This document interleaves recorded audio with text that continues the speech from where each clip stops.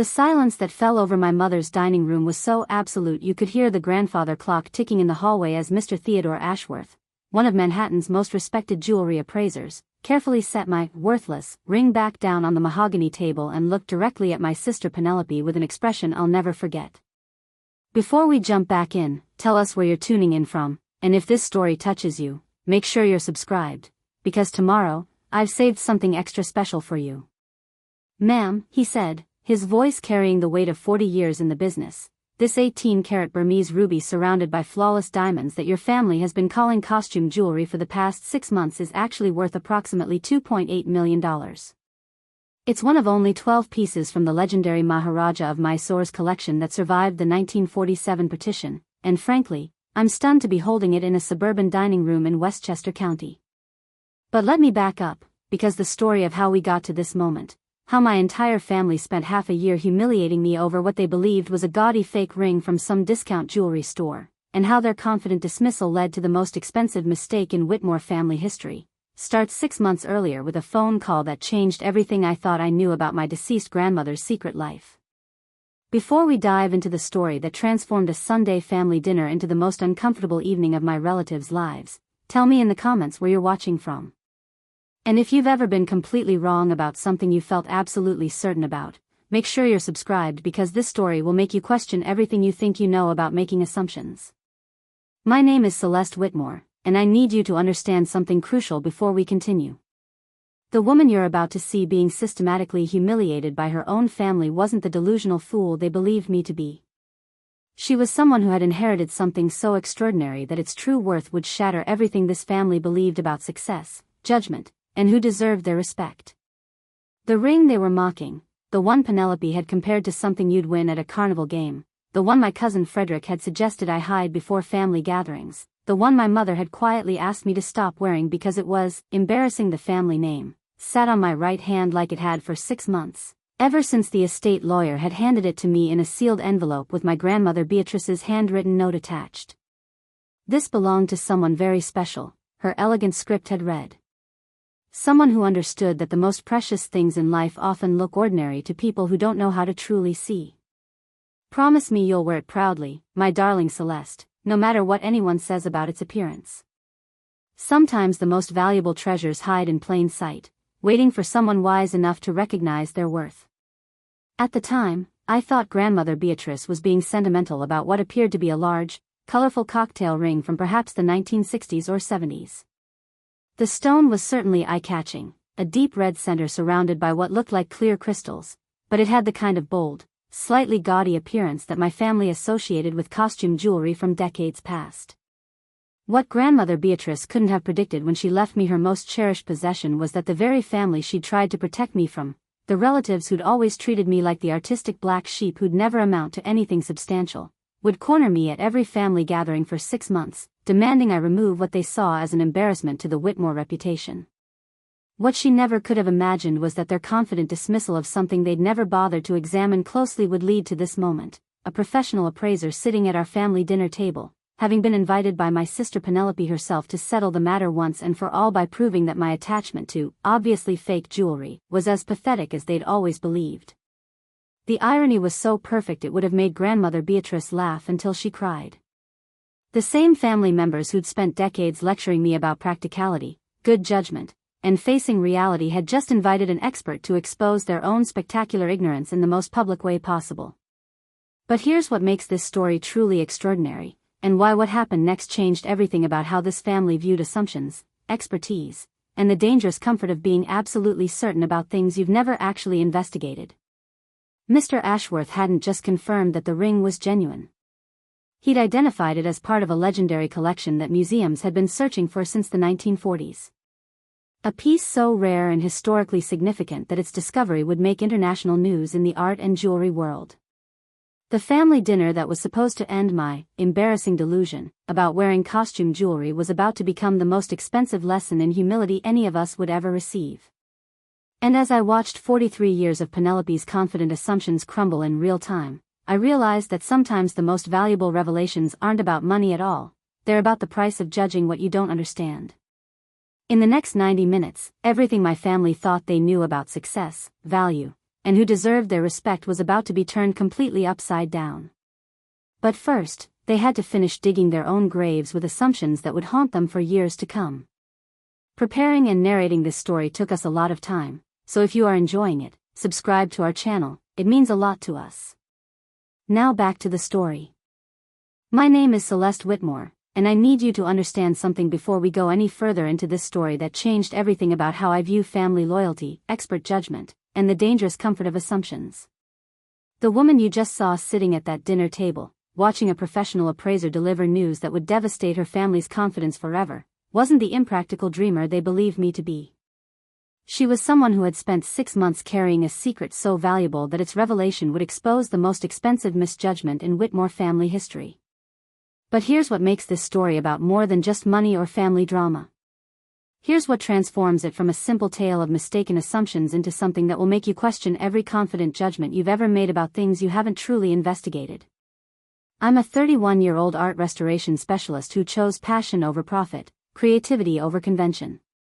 While my sister Penelope built her identity around her MBA from Wharton and her position as a financial analyst at Merrill Lynch, I spent my days in museum basements carefully cleaning centuries-old paintings and learning to recognize authentic beauty that others might dismiss as damaged or worthless. My family had never quite understood my career choice. To them, working with old, broken art seemed like an elaborate way to avoid joining the real world of corporate success and financial achievement. They tolerated my profession the same way they tolerated what they saw as my questionable taste in jewelry, as evidence of artistic sensibilities that, while perhaps charming, demonstrated a fundamental lack of practical judgment.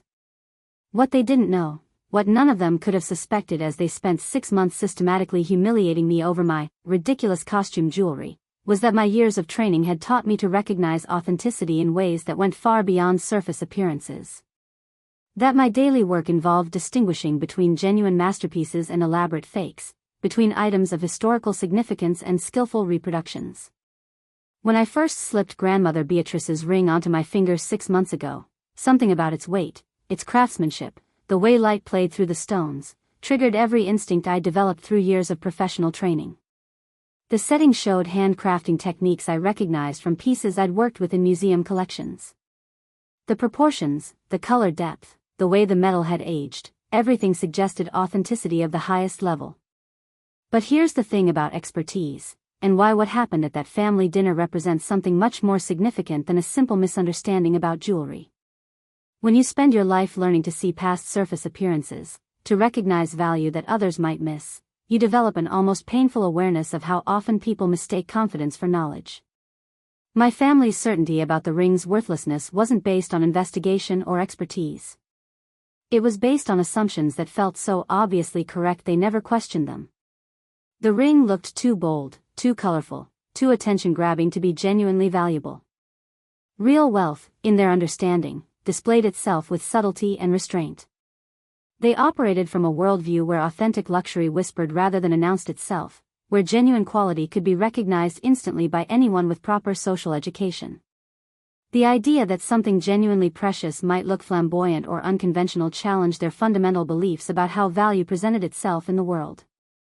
What they couldn't have known, what I discovered only after Grandmother Beatrice's death when I began researching the ring's possible origins, was that royal jewelry from certain periods and cultures was specifically designed to be bold, dramatic, and impossible to ignore. That what looked like gaudy excess to contemporary American sensibilities might actually represent the pinnacle of historical craftsmanship and artistic achievement. But I kept these suspicions to myself for 6 months, even as the family pressure mounted, because I understood something crucial about truth and timing. Sometimes the most powerful revelations come not from defending yourself against ignorance, but from allowing ignorance to reveal itself so completely that everyone can see it for exactly what it is. Before we continue with how this family dinner became a masterclass in the difference between assumption and investigation, I want to hear from you. Drop a comment and tell me about a time when you discovered you were completely wrong about something you felt absolutely certain about. And make sure you're subscribed because tomorrow's story will make this revelation look simple by comparison. The ring that had sparked 6 months of family intervention attempts, concerned conversations, and barely concealed embarrassment was about to transform every confident assumption into expensive regret. But first, My relatives had to finish constructing the elaborate explanations for my poor judgment that would make their eventual humiliation absolutely devastating. What none of them realized was that they were about to learn the most expensive lesson of their lives about the difference between looking at something and actually seeing it. The story of how I came to possess what my family would spend 6 months calling that hideous fake ring begins with a phone call that shattered everything I thought I knew about my grandmother Beatrice's quiet, unremarkable life. It was a Tuesday morning in March when my phone rang at 7:23 a.m. I was already at the museum, beginning my restoration work on a 17th-century portrait that had been damaged in a house fire, when the caller identified himself as Jonathan Pemberton from Pemberton, Williams and Associates, estate attorneys. "Miss Whitmore," he said in the careful tone that lawyers use when they're about to deliver information that will change your life, "I'm calling regarding your grandmother Beatrice Whitmore's estate. There are some items she specifically requested be delivered to you personally, and I'm afraid the instructions she left are quite unusual." Grandmother Beatrice had passed away 3 months earlier at the age of 89, and her funeral had been exactly what our family expected: modest, dignified, attended by neighbors from her quiet subdivision in Scarsdale and a handful of elderly friends from her church. She lived simply, never remarried after my grandfather died in 1987, and seemed to spend her final decades focused on gardening, reading mystery novels, and hosting Sunday dinners for family. What Mr. Pemberton told me next challenged everything we thought we knew about how she'd spent those quiet years. "Your grandmother maintained a safety deposit box that she never mentioned to the family," he explained. "The contents were to be distributed according to very specific instructions she updated regularly over the past 15 years. Most unusual for someone of her apparent circumstances. That afternoon, I found myself in a mahogany-paneled office in downtown White Plains, watching Mr. Pemberton unlock a leather portfolio that Grandmother Beatrice had sealed with red wax and her own handwritten instructions dated just 6 weeks before her death. Inside were 3 items that would have seemed impossible if I hadn't been holding them in my own hands: a hand-drawn map of what appeared to be a palace complex with notes written in what looked like Hindi or Sanskrit, a black and white photograph of a young woman in 1940s clothing standing next to an elephant in front of an ornate building, and a yellowed letter written in my grandmother's careful script. But it was the 4th item that stopped my breath completely. Wrapped in layers of tissue paper and nestled in a custom-fitted velvet box was a ring unlike anything I'd ever seen outside of a museum collection. The central stone was a deep, blood-red ruby the size of a large grape, surrounded by a constellation of diamonds that caught the office lighting and threw rainbows across the leather portfolio. The accompanying letter, written in Grandmother Beatrice's familiar handwriting but revealing a voice I'd never heard from her before, explained everything and nothing at the same time. "My dearest Celeste," it began, "if you're reading this, then I've finally left this world without having the courage to tell you the truth about the years before you were born. The woman you knew as your quiet grandmother who spent her days tending roses and reading romance novels was once someone entirely different. Someone who lived through adventures that would sound like fantasy if I told them at Sunday dinner." The letter continued for 3 pages, revealing that Beatrice Whitmore had spent the years from 1943 to 1947 working as a translator and cultural liaison for the British diplomatic service in India. Not as the minor clerical position the family had always believed, but as someone trusted with sensitive negotiations between British officials and Indian royalty during the chaotic final years of the colonial period. "The ring you're holding," she wrote, "was given to me by Maharani Gayatri Devi during the most dangerous week of my life, when I helped evacuate precious artifacts and jewelry from palaces that were about to be destroyed in the partition violence. She pressed it into my hands and told me it had been worn by 5 generations of women in her family, but that its survival mattered more than tradition." The letter explained that Grandmother Beatrice had spent 40 years afraid to wear the ring, afraid to have it appraised, afraid to tell anyone about the extraordinary circumstances of how she'd acquired it. She'd carried the secret of her wartime service and the treasure it had brought her, never knowing whether revealing the truth would put her family in danger or simply expose them to questions she didn't want to answer. "I've watched you grow into a woman who understands that the most beautiful things in life are often the ones that others overlook or dismiss," her letter concluded. "I've seen how you recognize authentic value where others see only surface appearances. You're the only person in this family with the wisdom to carry this responsibly and the courage to wear it proudly, regardless of what others might think about its unconventional appearance. But here's what Grandmother Beatrice couldn't have predicted when she entrusted me with her most precious secret. She couldn't have foreseen that the same family who'd dismissed her wartime service as just some translation work would spend months systematically attacking my judgment for honoring her final request. She never could have imagined that her careful instructions to wear it proudly, no matter what anyone says, would put me in direct conflict with relatives who'd built their identities around conventional success and social appropriateness. As I slipped the ring onto my finger that afternoon in Mr. Pemberton's office, feeling its surprising weight and examining the intricate craftsmanship up close, I made a promise to honor both the Maharani who'd sacrificed her family heirloom for its survival and the grandmother who'd guarded its secret for over 7 decades. What I didn't anticipate was that keeping that promise would require 6 months of enduring family interventions, concerned conversations, and increasingly desperate attempts to convince me that my attachment to obviously costume jewelry was evidence of poor judgment that reflected badly on the entire Whitmore reputation. The ring that represented the most extraordinary chapter of Grandmother Beatrice's hidden life was about to become the most controversial topic in recent family history. But first, they had to finish building their case for why my sentimental attachment to fake jewelry was becoming a serious problem that required immediate intervention. The first attack came exactly 2 weeks after I began wearing Grandmother Beatrice's ring, at what should have been a peaceful family brunch at my mother's house in Rye.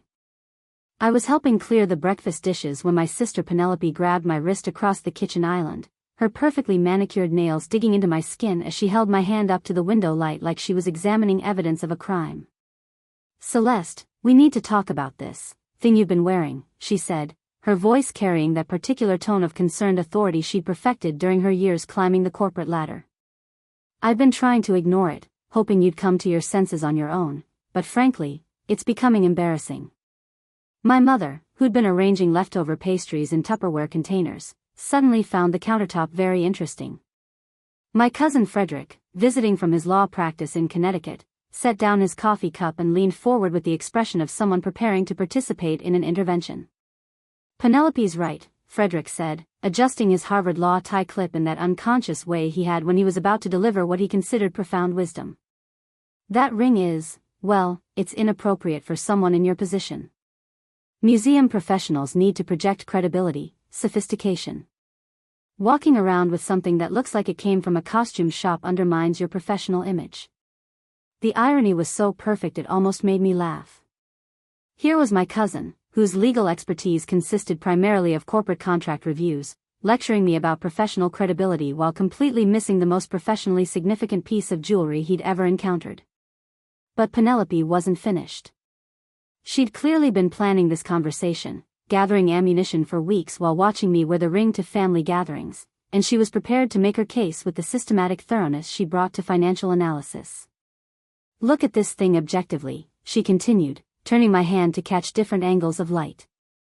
"It's massive, it's gaudy, the stone is so red it looks artificial, and the setting is so over the top it screams fake. Real rubies don't look like this, Celeste. Real jewelry has subtlety, refinement. This looks like something you'd buy at a tourist shop in Times Square." My mother finally looked up from her pastries, wearing the expression of maternal disappointment that had been perfected over decades of family management.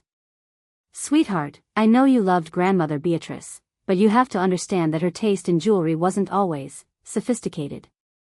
She came from a different generation, a different economic background. Just because she left something to you doesn't mean you're obligated to wear it in public." The condescension in that statement took my breath away. Here was my mother, casually dismissing Grandmother Beatrice's judgment while revealing that she'd never bothered to learn anything meaningful about her own mother-in-law's background or experiences. Frederick nodded sagely, as if my mother had made a profound legal argument. "It's about context, Celeste. In your professional environment, people make assumptions based on appearance. Wearing obviously costume jewelry suggests either poor judgment about quality or financial difficulties.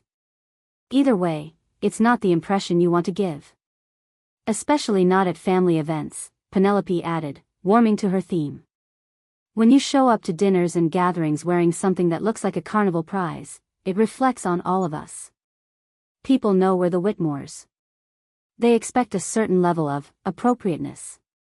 What struck me most about this coordinated attack wasn't their confidence about the ring's worthlessness, it was their complete lack of curiosity about why I might be wearing it. None of them had asked about its history, its significance to Grandmother Beatrice, or why I might have chosen to honor her memory by wearing her jewelry. They'd moved directly from noticing the ring to judging it, from judging it to feeling embarrassed by it, from embarrassment to organizing an intervention. The possibility that they might not immediately recognize authentic value hadn't occurred to any of them. Uncle Harrison, who'd been quietly reading the Sunday Times throughout this family conference, finally spoke up with the kind of paternal authority he'd been wielding since my father's death 15 years earlier. "Celeste, darling, we're not trying to be cruel," he said, folding his newspaper with deliberate care. "We're trying to help you understand that presentation matters in professional circles. That ring, bless your heart, looks like something from a costume department.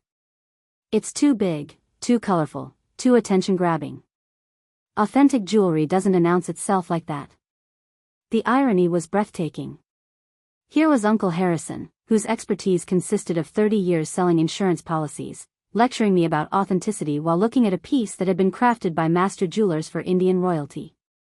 But the most devastating comment came from my cousin Lydia, fresh from her sociology PhD program and feeling qualified to psychoanalyze my attachment to what she saw as obviously worthless memorabilia.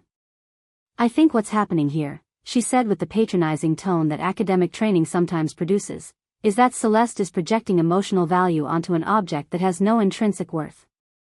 It's a common response to grief, attaching exaggerated significance to items left by deceased relatives as a way of maintaining connection." She paused, clearly pleased with her diagnosis. "The problem is when this emotional attachment becomes so strong that it overrides rational judgment about social appropriateness. Wearing costume jewelry as if it were genuine isn't honoring Grandmother Beatrice's memory, it's misrepresenting reality." The psychological evaluation continued for another 10 minutes, with family members adding their own theories about my unhealthy attachment to fake jewelry and my apparent inability to distinguish between sentimental value and actual worth.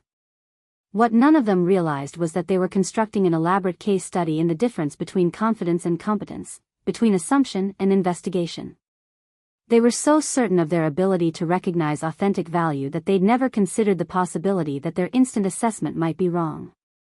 The ring that represented the most extraordinary chapter of Grandmother Beatrice's hidden life was being dismissed by people who'd never bothered to learn the real story of her wartime service, who'd reduced her complex history to some translation work, and who were now reducing her most precious possession to obvious costume jewelry. But I let them finish their intervention, let them build their case for why my judgment was so obviously flawed, because I was beginning to understand something profound about the difference between people who seek truth and people who seek comfort in their own assumptions. They were about to learn that the most expensive mistakes are often made by people who are absolutely certain they already know everything they need to know about what they're looking at.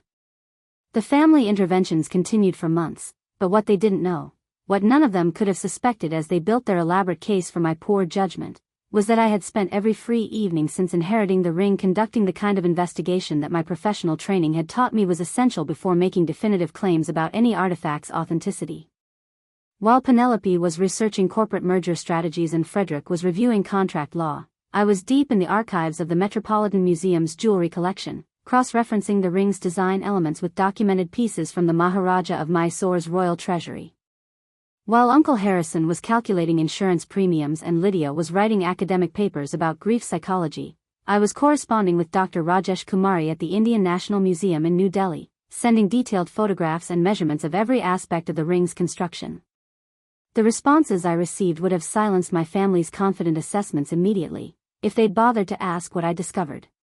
But asking would have required admitting that they might not be able to recognize authentic value at first glance, and that possibility seemed to never occur to them. Dr. Kumari's initial email response had been cautious but intriguing. "The craftsmanship techniques visible in your photographs are consistent with royal workshops active in Mysore during the 1920s and 1930s. The specific setting style and the proportions of the central stone match descriptions in our archives of pieces commissioned by Maharani Kempananjamani Vana Vilasa Sanadana. However, definitive authentication would require physical examination by certified experts." But it was the follow-up email, sent after Dr. Kumari had consulted with colleagues at the British Museum's Indian collection, that made my hands tremble as I read it. "Miss Whitmore, the ring you photographed appears to match archival descriptions of one of 12 pieces from the legendary Mysore ruby collection that disappeared during the 1947 partition period. If authentic, this would be an extraordinary historical discovery. These pieces have been considered lost for over 70 years. What my family saw as gaudy costume jewelry was potentially one of the most significant archaeological discoveries in recent memory, a piece of Indian royal history that museums and collectors had been searching for since the 1940s. Yet every family gathering brought new attacks on my judgment, new theories about my psychological attachment to fake jewelry, new demands that I stop embarrassing the family by wearing something so obviously worthless in public. The turning point came at my cousin Rebecca's engagement party in August, held at the exclusive Meadowbrook Country Club in Greenwich. I'd worn a simple black dress specifically chosen to let grandmother Beatrice's ring be the only statement piece, honoring her request that I wear it proudly regardless of others' opinions. But within minutes of arriving, I found myself surrounded by family members who'd clearly coordinated their approach during cocktail hour. "Celeste," Rebecca said, her voice tight with the stress of hosting what she'd planned as a perfect celebration, "I need to ask you something, and I hope you'll understand it's coming from a place of love. Could you possibly remove that ring for the evening? My fiancé's family is here, and they're very traditional, very focused on appropriate presentation." Before I could respond, Penelope materialized beside me, armed with what she clearly believed was irrefutable evidence of my poor judgment. "I've been doing some research," she announced, pulling out her phone to show me a series of jewelry websites. "Look at these costume pieces from the 1960s and 70s. See the similarity? Big central stones, elaborate settings, bold colors designed to look expensive from a distance. This is exactly what your ring resembles." Frederick joined the circle, emboldened by Penelope's research and carrying a martini that gave him additional confidence. "The proportions are all wrong for genuine jewelry," he declared with the authority of someone who'd never studied gemology but felt qualified to make definitive statements anyway.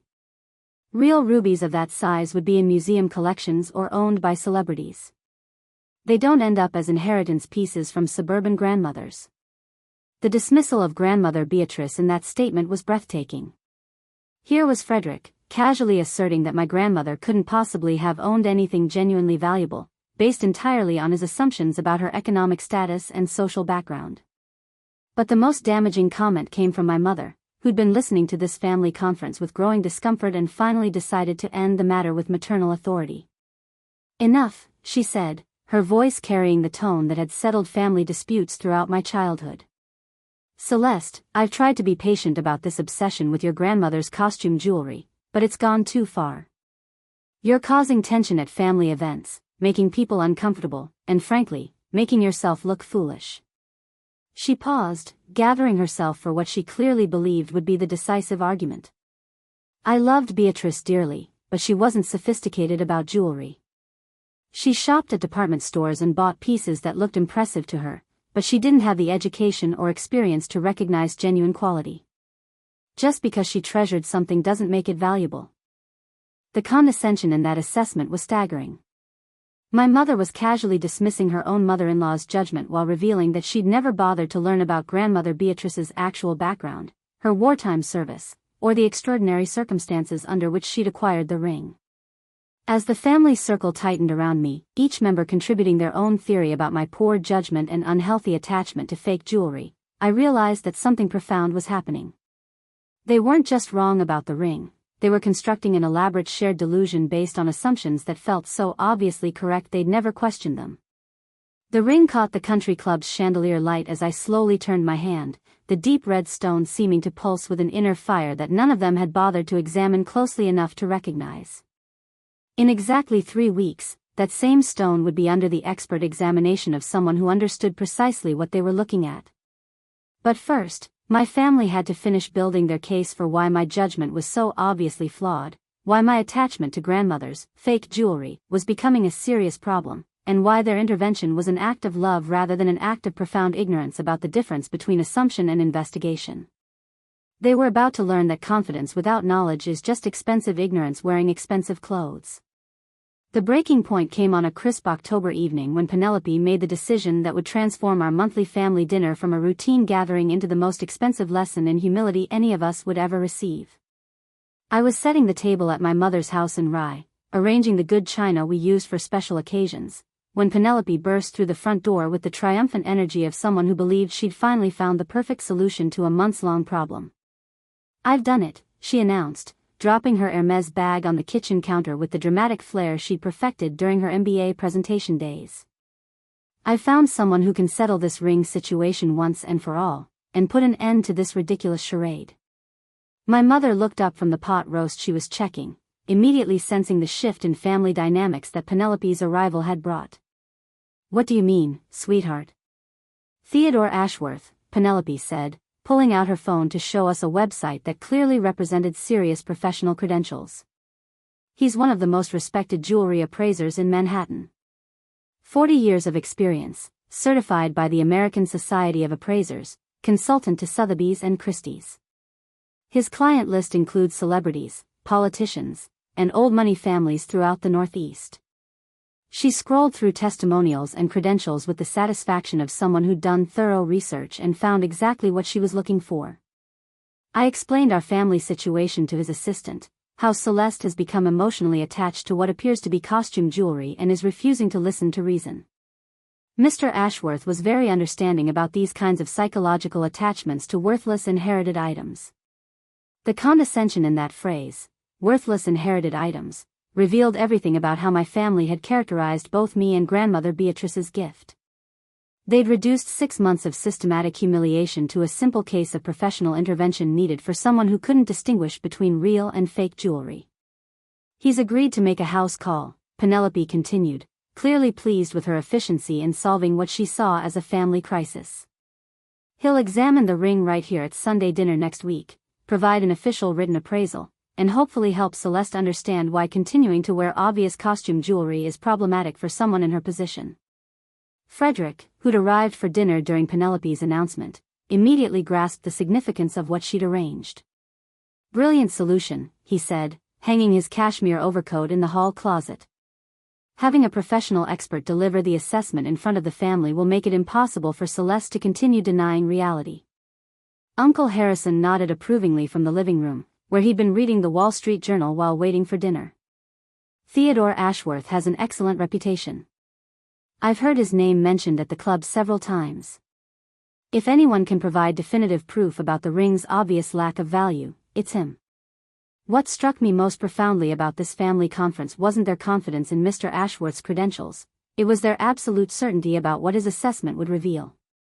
They weren't hiring an expert to discover the truth about the ring, they were hiring an expert to confirm what they already knew to be true. The possibility that a professional evaluation might contradict their assumptions hadn't occurred to any of them. They'd spent 6 months building such elaborate explanations for the ring's obvious worthlessness that the idea of being wrong seemed psychologically impossible. "I think this is exactly what we need," my mother said, carrying the pot roast to the dining room with the relief of someone who believed a long-standing family problem was finally reaching resolution. "Celeste needs to hear from someone with real expertise that her emotional attachment to Beatrice's costume jewelry is misguided." Cousin Lydia, who'd been setting wine glasses with academic precision, added her own psychological analysis to the plan. "Having the assessment done in a family setting will provide the social support Celeste needs to accept reality. It's much harder to maintain delusions when they're being challenged by professional expertise in front of people who care about you." As I listened to my family orchestrate what they believed would be my public humiliation, I felt something shift inside me that had nothing to do with the ring's monetary value and everything to do with the profound arrogance of people who mistake confidence for competence. They were so certain of their ability to recognize authentic value that they'd hired an expert not to investigate the truth, but to validate their prejudices.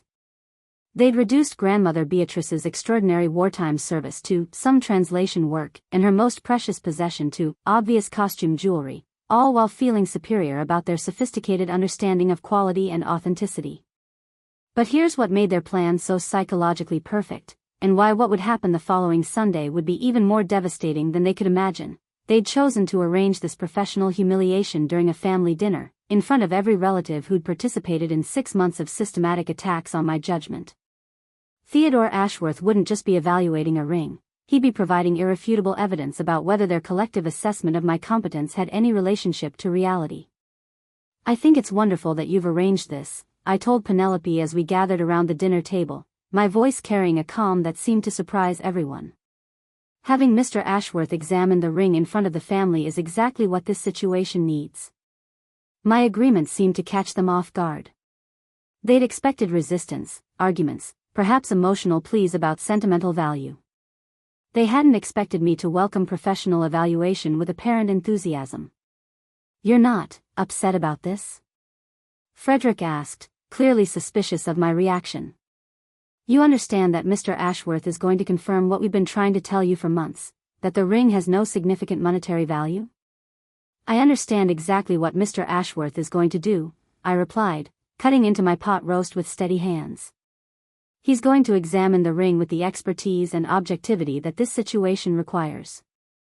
And then we'll all know the truth about assumptions versus investigation, confidence versus competence." The certainty in my voice seemed to unsettle them, but they were too committed to their plan to reconsider its wisdom. They'd spent 6 months building their case for my poor judgment, and they were determined to see it through to its logical conclusion. What none of them realized was that they were about to receive the most expensive education of their lives about the difference between looking at something and actually seeing it, between making assumptions and conducting investigations, between the comfort of shared ignorance and the sometimes uncomfortable reality of truth.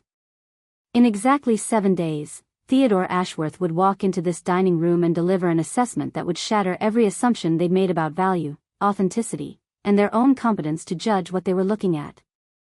The following Sunday arrived with the crisp clarity that October evenings bring to Westchester County, and by 6 o'clock, every member of the Whitmore family had gathered in my mother's dining room with the anticipation of people about to witness what they believed would be a definitive resolution to months of family tension. Penelope had arrived early to ensure everything was perfectly arranged for what she clearly viewed as a professional intervention.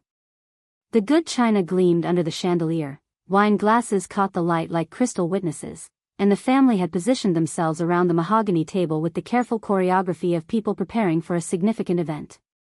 Uncle Harrison sat at the head of the table with the satisfied expression of someone whose superior judgment was about to be vindicated. Frederick had chosen the seat directly across from where I would sit, positioning himself to observe my reaction when Mr. Ashworth delivered his assessment.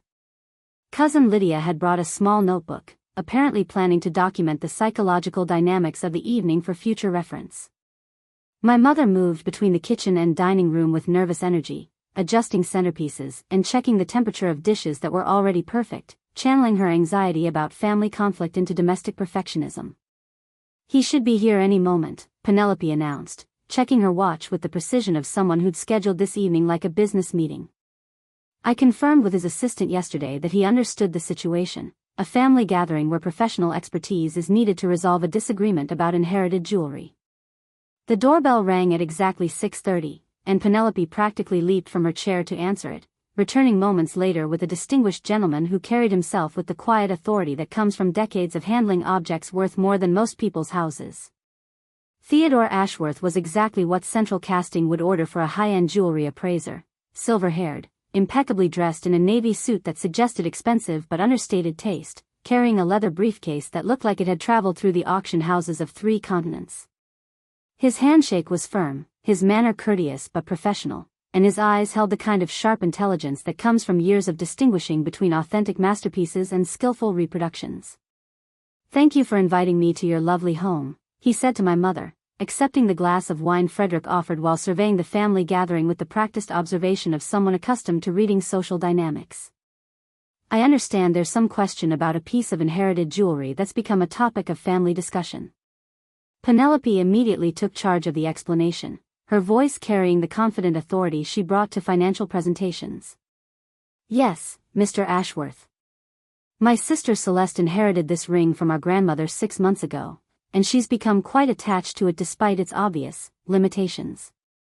We're hoping you can provide professional clarity about its actual value."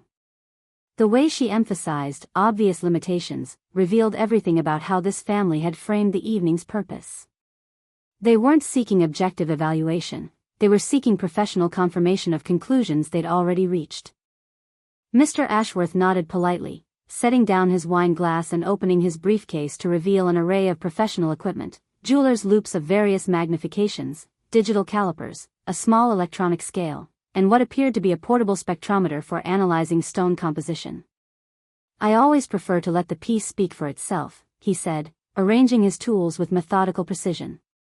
Family heirlooms often carry stories that aren't immediately apparent, and it's important to approach each evaluation without preconceptions about what we might discover. The subtle rebuke in that statement, the suggestion that preconceptions might interfere with accurate assessment, seemed to sail right over my family's heads. They were too focused on the anticipated validation of their months of criticism to recognize that a true expert begins every evaluation with intellectual humility rather than confident assumptions. "Celeste," Mr. Ashworth said, turning to me with professional courtesy, "would you mind removing the ring so I can conduct a proper examination?"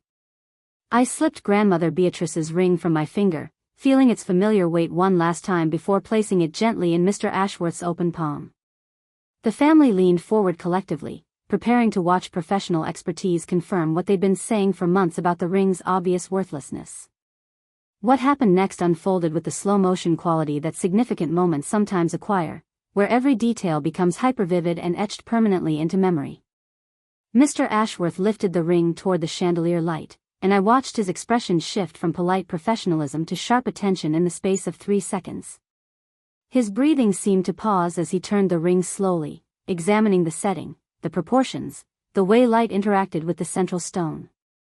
"May I?" he asked, reaching for his highest-powered loupe with hands that had suddenly developed a barely perceptible tremor. The silence in the dining room was absolute as he bent over the ring, spending what felt like an eternity examining every aspect of its construction. I could see Penelope beginning to smile, anticipating the moment when professional expertise would vindicate her months of confident criticism.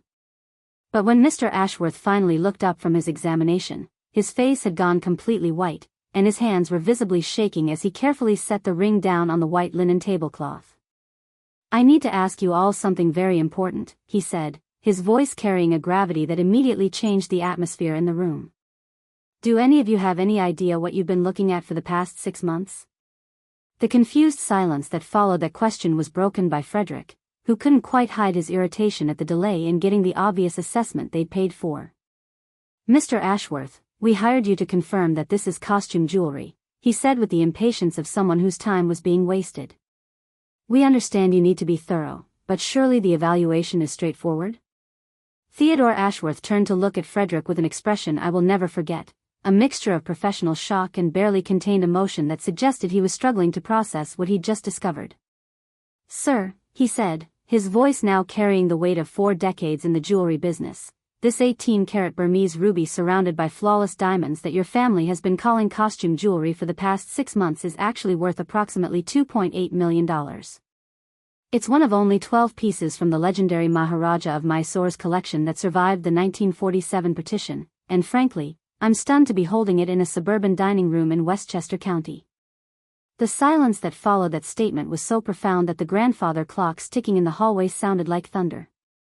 The silence that followed Mr. Ashworth's pronouncement stretched for what felt like an eternity, broken only by the sound of Frederick's wine glass slipping from his nerveless fingers and shattering against my mother's hardwood floor. Penelope's face had drained of all color, her mouth opening and closing soundlessly as she tried to process information that directly contradicted 6 months of absolute certainty about her superior judgment. The financial analyst who'd built her career on confident assessments of value was discovering that she'd been spectacularly wrong about something she'd examined repeatedly and felt completely certain about. That's impossible," she finally whispered, her voice barely audible above the grandfather clock's relentless ticking.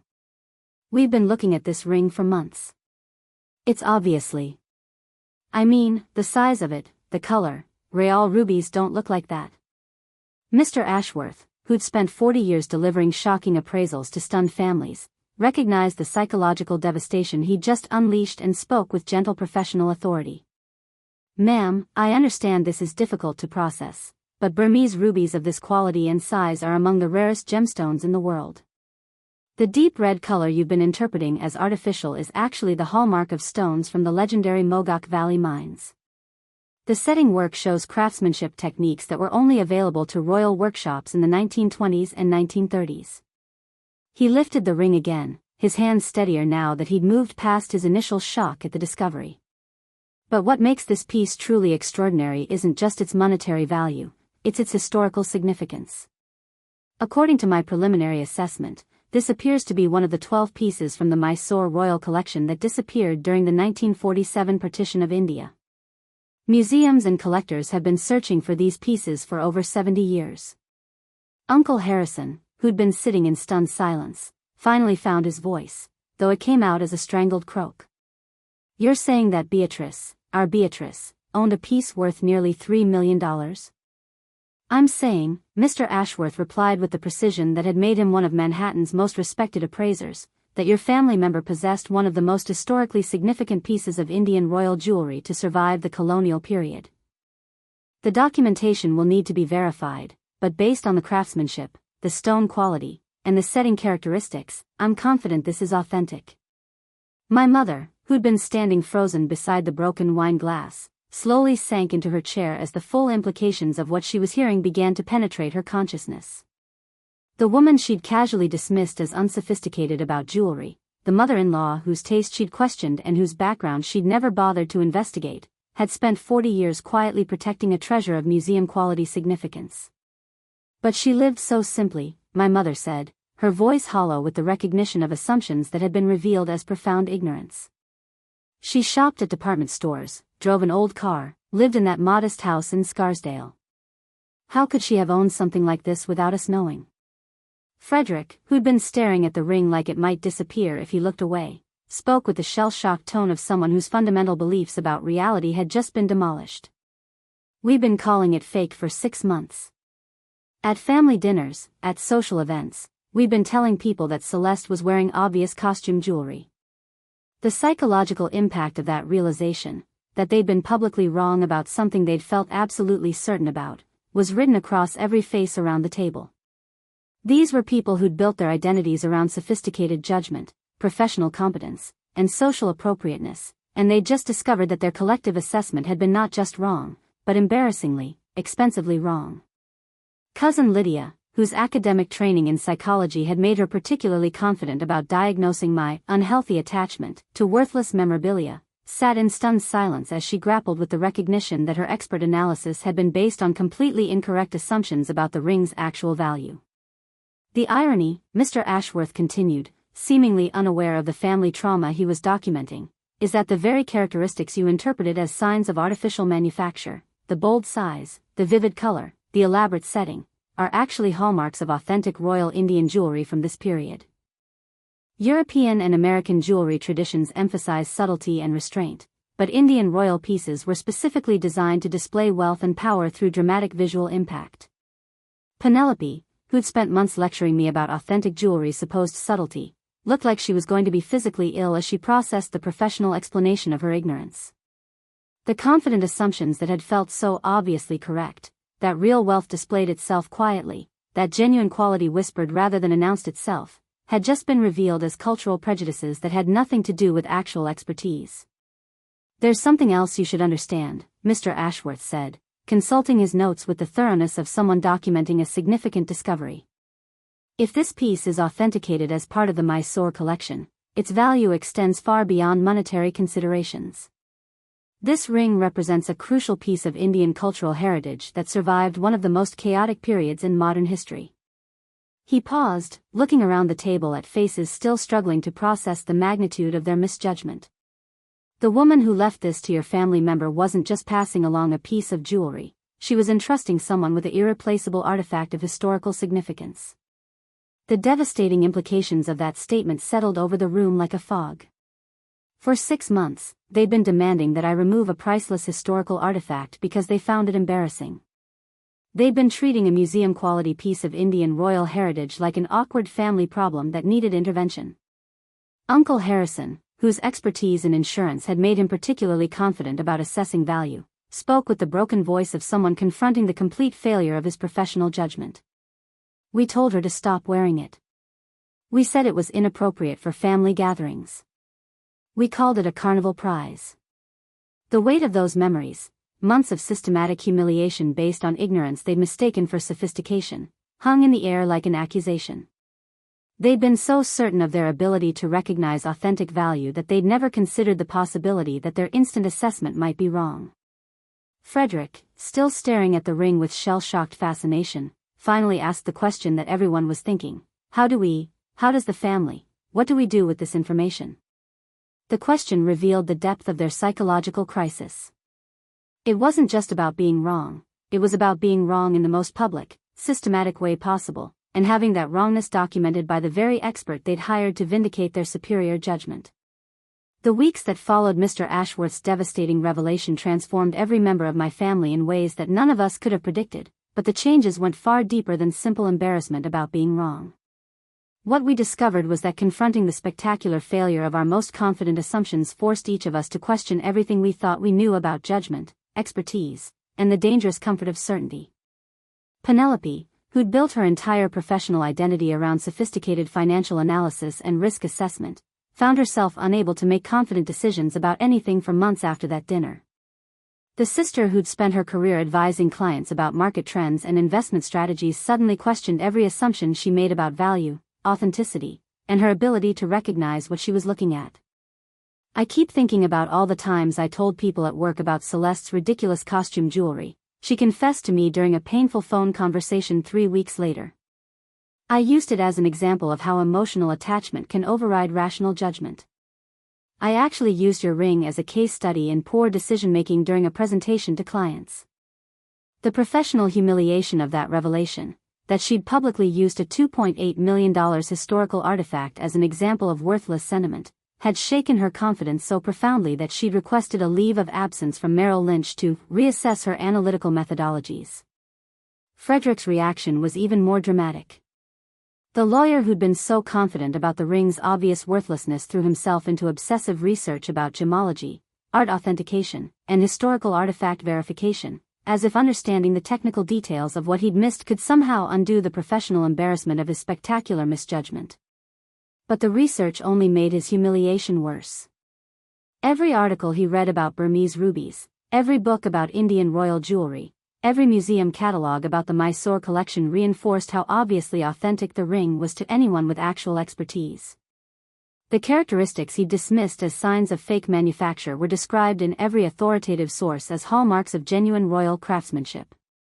"I've been practicing law for 15 years, he told Uncle Harrison during a family phone call I accidentally overheard. "My entire career is built on careful analysis of evidence, on not making assumptions without investigation. And I spent 6 months absolutely certain about something I never bothered to actually research." Uncle Harrison's transformation was perhaps the most profound of all. The man who'd built his insurance business on careful risk assessment and accurate evaluation of valuable items discovered that he'd been living next to a multi-million-dollar historical artifact for 40 years without recognizing its significance. "I helped clean out Beatrice's house after she died," he kept repeating to anyone who would listen, his voice hollow with the recognition of opportunity lost. "I personally packed up her jewelry box and donated it to charity without having anything appraised.